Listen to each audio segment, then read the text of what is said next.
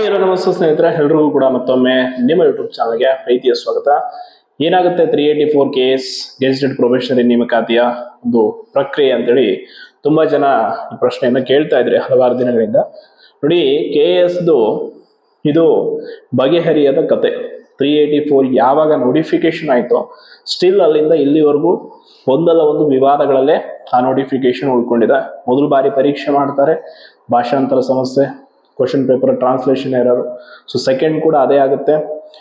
ಆದರೂ ಕೂಡ ಮರು ಪರೀಕ್ಷೆ ಮಾಡಲ್ಲ, ಹೋರಾಟ ಆಗುತ್ತೆ, ಎಲ್ಲ ಆಗುತ್ತೆ, ಬಟ್ ಪರೀಕ್ಷೆ ಮಾಡ್ತಾರೆ, ಎಲ್ಲ ಆಗುತ್ತೆ.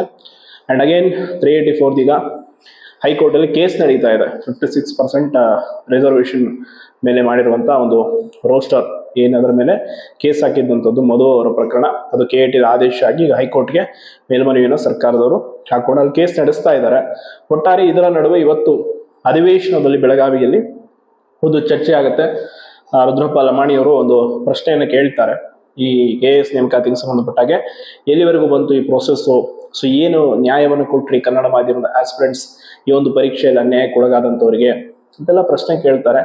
ಆ್ಯಂಡ್ ಹೈಕೋರ್ಟು ಒಂದು ಆದೇಶ ಕೊಟ್ಟಿದೆ ಇತ್ತೀಚೆಗೆ, ಅದು ಯಾವ ರೀತಿ ಎಫೆಕ್ಟ್ ಆಗುತ್ತೆ, ಆ್ಯಂಡ್ ಹೈಕೋರ್ಟ್ನ ಆದೇಶದನ್ವಯ ಎಷ್ಟು ಜನ ಕನ್ನಡ ಮಾಧ್ಯಮದ ಅಭ್ಯರ್ಥಿಗಳು ಮುಖ್ಯ ಪರೀಕ್ಷೆಯನ್ನು ಬರೆದ್ರು ಅಂತ ಕೇಳ್ತಾರೆ.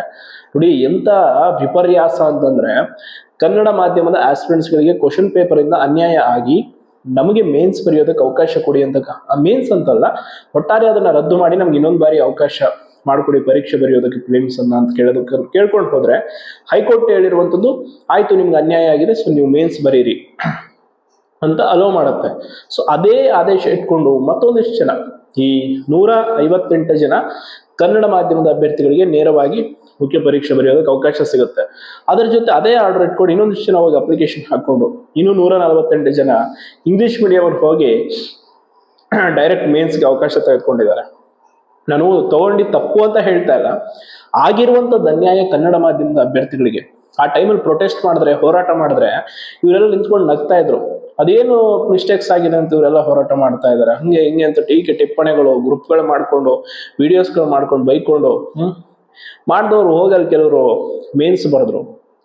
ಈಗ ಇನ್ನೇನು ಬೋಸರಾಜ್ ಅವರು ಹೇಳಿದ್ದಾರೆ ಅಧಿವೇಶನದಲ್ಲಿ ಕೇಳಿದ ಪ್ರಶ್ನೆಗೆ, 20 ದಿನದಲ್ಲಿ KS ಪ್ರಕ್ರಿಯೆ ಮುಗಿಸ್ತೀವಿ, ರಿಸಲ್ಟ್ ಬಿಡ್ತೀವಿ ಅಂತ.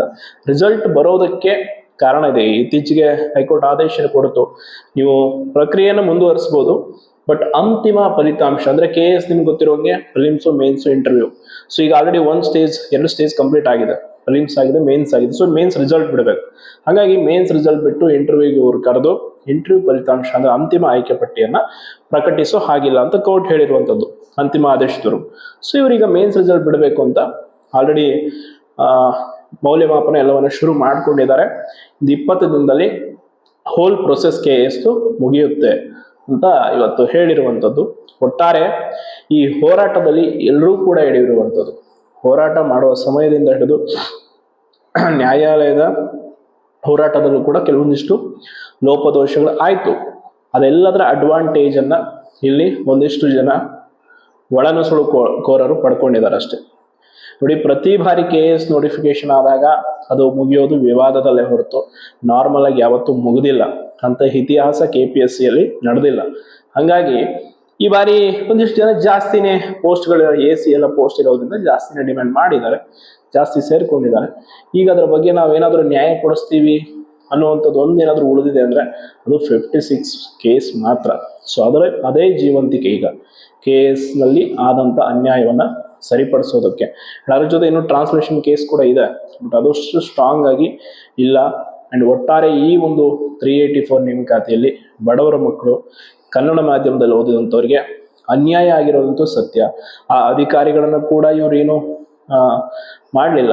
ಆಸ್ ಇಟ್ ಈಸ್ ಕೆಲವರೆಲ್ಲ ನೋಡಿದ್ರೆ ನೀವು, ಫಸ್ಟ್ ಬಾರಿ ಟ್ರಾನ್ಸ್ಲೇಷನ್ ಆದಾಗ ಎಲ್ಲರೂ ಸೇರಿ ಹೋರಾಟ ಮಾಡಿದ್ರು.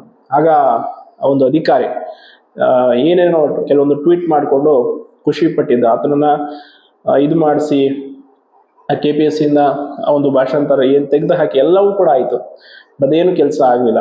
ಒಟ್ಟಾರೆ KPSC ಮತ್ತು ಇದರಲ್ಲಿ ಸರ್ಕಾರದ ಕೆಲವೊಂದಿಷ್ಟು ಪ್ರಭಾವಿಗಳು, ವಿರೋಧ ಪಕ್ಷದಲ್ಲಿರುವಂಥವ್ರು ಎಲ್ಲರೂ ಸಪೋರ್ಟಿಂದ 384 ಮುಗಿಸ್ತಾರೆ ಅನ್ನುವಂಥದ್ದಂತೂ ಸತ್ಯ.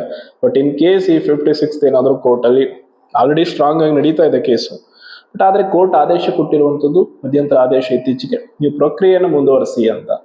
ಫೈನಲ್ ರಿಸಲ್ಟ್ ಬಿಡ್ಬೇಕಂದ್ರೆ ಕೋರ್ಟ್ ಆದೇಶ ಬೇಕು. ಅದು ಎಲ್ಲಿವರೆಗೂ ಹೋಗುತ್ತೆ ಅಂತ ಹೇಳೋ ಆಗಿಲ್ಲ. ಈಗ ಆಲ್ರೆಡಿ ಮತ್ತೆ 28ನೇ ತಾರೀಕಿನೊಂದು ವಿಚಾರಣೆ ಇದೆ. ಸೊ ಅದಾದ್ಮೇಲೆ ಇನ್ನೂ ಹಿಯರಿಂಗ್ ಇದೆ. ಅಂಡ್ ಜನವರಿಯಲ್ಲಿ ಇನ್ನೊಂದು ಇಂಪಾರ್ಟೆಂಟ್ ಅಂತಂದ್ರೆ, ಬೇರೆ ಬೇರೆ ರಾಜ್ಯಗಳದ್ದು ಏನೀಗ ಮೀಸಲಾತಿ ಹೆಚ್ಚಳದ ಕೇಸ್ ಇದೆ, ಅದು ಜನವರಿ ತಿಂಗಳಲ್ಲೇ ಕೆಲವೊಂದಿಷ್ಟು ಅಂತಿಮ ತೀರ್ಪುಗಳಿದೆ. ಆವಾಗ ಏನಾದರೂ ಬೇರೆ ರಾಜ್ಯಗಳದ್ದು ಏನಾದರೂ ಸುಪ್ರೀಂ ಕೋರ್ಟ್ ಕ್ಯಾನ್ಸಲ್ ಮಾಡ್ತು ಅಂದ್ರೆ, ಆಸ್ ಇಟ್ ಈಸ್ ನಮ್ಮ ಸ್ಟೇಟ್ಗೂ ಅದು ಎಫೆಕ್ಟ್ ಹಾಗೆ ಆಗುತ್ತೆ ಆ ಆದೇಶ. ಆವಾಗ ನಾವು ಅದರ ಬಗ್ಗೆ ನೋಡ್ಬೋದು ಏನಾದರೂ ಬದಲಾವಣೆಯನ್ನ. ಒಟ್ಟಾರೆ ಇಷ್ಟಿದೆ, ಕೇಸ್ ರಿಸಲ್ಟ್ಗಾಗಿ ಕಾಯ್ತಾ ಇರುವಂಥವ್ರಿಗಂತೂ ಅವ್ರ ಖುಷಿ ಇರುತ್ತೆ ನಾರ್ಮಲ್ ಆಗಿ, ರಿಸಲ್ಟ್ ಬರುತ್ತೆ ಇಲ್ಲ ಅಂತ. ಪ್ರಿಲಿಮ್ಸ್ ಅಲ್ಲಿ ಕೆಲವರು ಈ ಒಂದು ಪ್ರಶ್ನೆ ಪತ್ರಿಕೆ ಸಮಸ್ಯೆಯಿಂದ ಹೊರಗುಳಿದಂಥವ್ರಿಗಂತೂ ನೋವು ಖಂಡಿತವಾಗಿದೆ. ಯಾಕಂದ್ರೆ ಇದೊಂದು ಒಳ್ಳೆ ನೇಮಕಾತಿ ಇತ್ತು 384. ಇಷ್ಟೊಂದು ಹುದ್ದೆಗಳನ್ನ KPSC ಯಾವಾಗಲೂ ನೋಟಿಫಿಕೇಶನ್ ಮಾಡಿರಲಿಲ್ಲ. ಸೊ ಒಳ್ಳೆ ಅವಕಾಶ ಇತ್ತು, ಒಳ್ಳೆ ಅಧಿಕಾರಿ ಆಗಬೇಕು ಅಂತ ಕನ್ಸ್ಕೊಂಡಂಥವ್ರು ಕೆಲವರಿಗೆ ನೋವಾಗಿರ್ಬೋದೇನೋ. ಬಟ್ ಈಗ ಸದ್ಯದ ಮಟ್ಟಿನಲ್ಲಂತರೂ ಇದು ನ್ಯಾಯಾಲಯದಲ್ಲಿ ಒಂದು ಕೇಸ್ ನಡೀತಾ ಇದೆ, ಬಿಟ್ರೆ KPSC ಒಳಗಡೆ ಈ ರಾಜಕೀಯ ನಡೀತಾ ಇದೆ. ಇವತ್ತು ಅಧಿವೇಶನದಲ್ಲೂ ಕೂಡ ಬಂದ ಉತ್ತರವನ್ನ ನೀವು ನೋಡಿದ್ರೆ ನಿಮ್ಗೆ ಅನ್ಸಿರುತ್ತೆ ಏನೇನೆಲ್ಲ ಒಳಗಡೆ ಆಗ್ತಾ ಇದೆ ಅಂತ. ಇಷ್ಟಂತೂ ಇದೇ ಮಾಹಿತಿ. ನಾನೊಂದು ವಿಡಿಯೋ ಕೂಡ ಹಂಚ್ಕೊಂಡಿದ್ದೀನಿ ನೋಡಿ, ಅಧಿವೇಶನದಲ್ಲಿ ಆದಂತ ಚರ್ಚೆ. ಅದು ಕೆಲವರಿಗೆ ತಲುಪಿರಲ್ಲ, ಈ ಯೂಟ್ಯೂಬ್ದು ಸಮಸ್ಯೆನೇ ಅದೇ, ನೋಟಿಫಿಕೇಶನ್ ಎಲ್ರಿಗೂ ಕೂಡ ಕರೆಕ್ಟ್ ಆಗಿ ರೀಚ್ ಆಗಲ್ಲ. ಹಾಗಾಗಿ ನಾನು ಇನ್ನೊಂದು ವಿಡಿಯೋ ಮೂಲಕ ನಿಮಗೆ ಮಾಹಿತಿ ತಿಳಿಸುವಂತ ಅನಿವಾರ್ಯತೆ ಎದುರಾಗಿದೆ ಅಂತ ಹೇಳ್ತಾ ಧನ್ಯವಾದಗಳು.